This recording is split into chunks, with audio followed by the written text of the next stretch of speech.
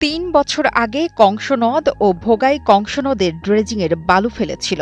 এর মধ্যে এসব স্থানে গজিয়েছে ঘাস, কেউ বা শুরু করেছেন চাষাবাদ। তবে হঠাৎ করেই সেই জমির বালু বিক্রির নিলাম করে উপজেলা প্রশাসন। এতে বেশ বিপাকে পড়েছে স্থানীয়রা। ময়মনসিংহ হালুয়াঘাট উপজেলার সাকুয়াই ইউনিয়নের বালিজুরি গ্রামের কৃষকদের দুর্ভোগ লাঘবে নদী পাড়ের জমিতে বালু ফেলা হয়। এতে করে নদী ভাঙন রোধের পাশাপাশি বন্যার সময় স্থানীয়রা এই বালুর ভিটের উপর তাদের গরু, বাছুর ও নিত্য প্রয়োজনীয় জিনিস নিয়ে আশ্রয় নেন। পানি চলে গেলে আবারও বাড়ি ফেরেন এখানকার প্রায় অর্ধশত পরিবার। বিগত সরকারের আমলে এই এলাকায় নদী থেকে বালু উত্তোলন করে সারা আমাদের এই এলাকাটা হচ্ছে এখন এটা আমাদের এই বালু আমাদের জন্য খুবই একটা আশীর্বাদ স্বরূপ হয়ে গেছে। এই বালু থাকার কারণে আমাদের বিভিন্ন সময় বন্যা বা দুর্যোগের বন্যার সময় আমরা এখানে আশ্রয় কেন্দ্র হয়। এখানে আমরা গরু, ছাগল, হাঁস, মুরগি, গবাদি পশু পাখি নিয়ে আমরা এখানে থাকি। তবে বিপত্তি বাধে কৃষকদের ফসলি জমিতে রাখা বালু নিলাম করার সময়। হালুয়াঘাট উপজেলা প্রশাসন চলতি বছরের ১২ আগস্ট এই বালু ৩০,৫০,০০০ টাকায় ডাকের মাধ্যমে নিলাম করে।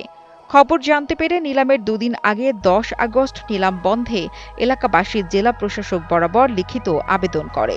এরপরেও বালু নিলাম করা হয়। এখনকার সরকার যদি নিলামে নেওয়া যায় তাহলে আমাদের জন্য খুবই ক্ষতি হয়ে যাবে। এই জন্য আমাদের আপনাদের মাধ্যমে সরকারের কাছে আকুল আবেদন, যাতে এই নিলামটা পুরো বিবেচনা করে যাতে আমাদের মাটি আমাদের এখানেই থাকে এবং কি আমাদের এই আশ্রয় কেন্দ্রটা যাতে আশ্রয় কেন্দ্রই থাকে। এর জন্য আমরা প্রথমে যখন বালু নিলাম হওয়ার আগেই আমরা উপজেলা প্রশাসন, ডিসি প্রশাসনের কাছে আমাদের একটা আবেদন আমরা পাঠাই।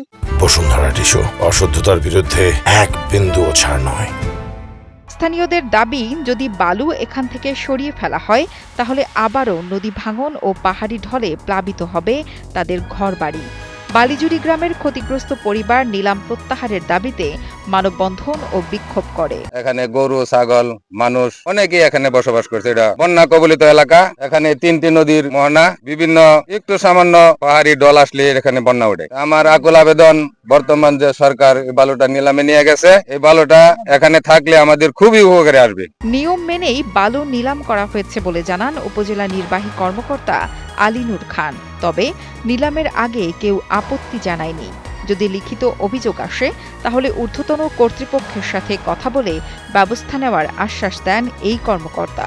আমরা এটা যথা নিয়মে ইজারা দেওয়ার জন্য বেশ কয়েকবার সার্ভেয়ার পাঠিয়ে আমরা বালুটা পরিমাপ করে আমরা বিজ্ঞাপন দিয়ে আমরা এই বালুটাকে নিষ্পত্তি করি। যিনি যারা সর্বোচ্চ ডাকে এখানে পেয়েছেন তাদেরকে আমরা যথা নিয়মে এই বালুটা ইজারা দিই।